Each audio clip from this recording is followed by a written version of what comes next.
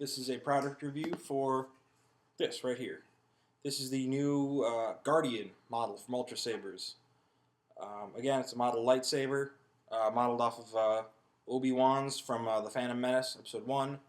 And I've been really impressed with a lot of the stuff that Ultrasabers has been doing as of late. Their bellicose and their consular models have been really impressive. The craftsmanship and just kind of the attention to detail that's been going into some of their newer models is really impressive. And this hilt is right in line with that. I'm gonna see how well. I'm not sure how well the camera can pick it up, but just the attention to detail is really impressive. Especially on the pommel. The pommel. This has always been one of my favorite hilts, principally because of the pommel. Just kind of the metal cubes in there just gives the hilt a very distinctive look. I've always been a big fan. It's a lot bigger than Obi-Wan's hilt in The Phantom Menace. I don't know how many of you have seen the Force Effects version of this hilt, but this is probably good 2 or 3 inches longer and probably 1/4 inch wider, and it's very heavy. It's probably the heaviest lightsaber that I own. What's really nice about this one is it's got 2 blade retention screws. The red knurled button is a blade retention screw, and the other one is right here, which is really nice because I've had issues with Ultrasabers in the past, particularly with the Liberator models, where because the blade didn't fit snugly enough, I actually had the screws strip. I've had blades break on me. I've had the tips of the blade come flying off in the middle of just kind of goofing around with them.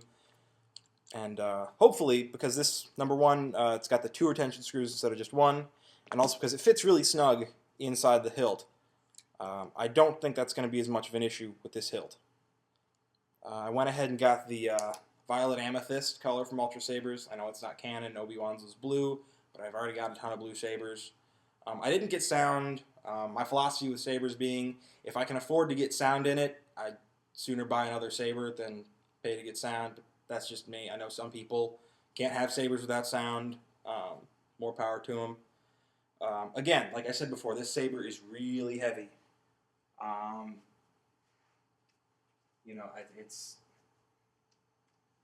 you can goof around with it for a little bit with one hand, but really, I think for most things you're going to be doing, any kind of choreography or any kind of show saber stuff, stage fighting or anything like that, you'd probably want to use 2 hands, just kind of given the nature of the saber and just the weight. Kind of for comparison, here is Dark Liberator, also from Ultrasabers, and it's about as bright. It's the same brightness, more or less. You can kind of get a good look at the size of the hilts. This is me holding them from equidistant from the camera.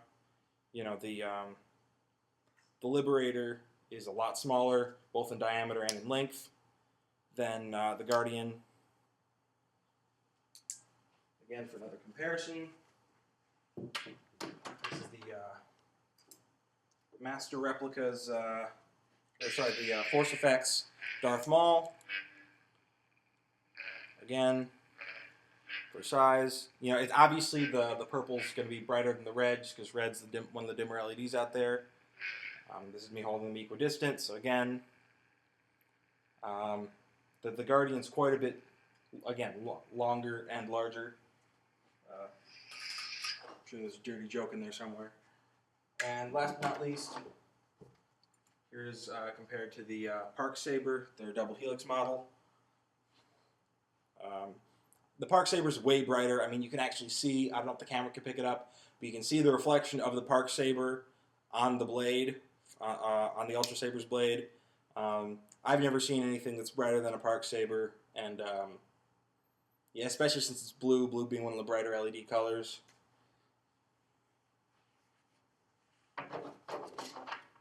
Really great saber overall. I'm really happy with it. I'd highly recommend it to anyone who's into collecting or who just likes the hilt design. I've always been a really big fan of it.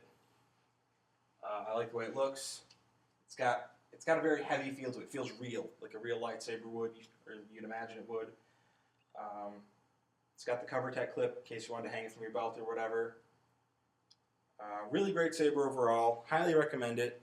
And it's a great price for this particular hilt design. I know other manufacturers, you're going to be paying like $450 or more for this hilt design. So to get it from Ultrasabers for less than $200, depending on what specs you get, obviously.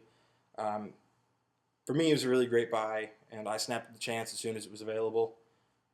Really impressed with the saber. I really can't wait to see what else Ultrasabers is coming out with, just given the caliber, excuse me, of the designs they've come out with. Just kind of in the last few months. Yeah, that's really all I've got to say. The pommel is MHS compatible, so if you have an MHS saber, or if you have any other MHS pommels, they are interchangeable. I don't really have anything MHS, so this is the first saber that I would really have that would work with that. But I know that's a new thing with Ultrasabers. All their hilts are now MHS compatible, or at least most of them are, I think. So yeah, so it's kind of got that customizable option. Not that you want to lose this gorgeous pommel on this one. Like I said, really impressive saber. Highly recommend it. Take it easy, and thanks for watching.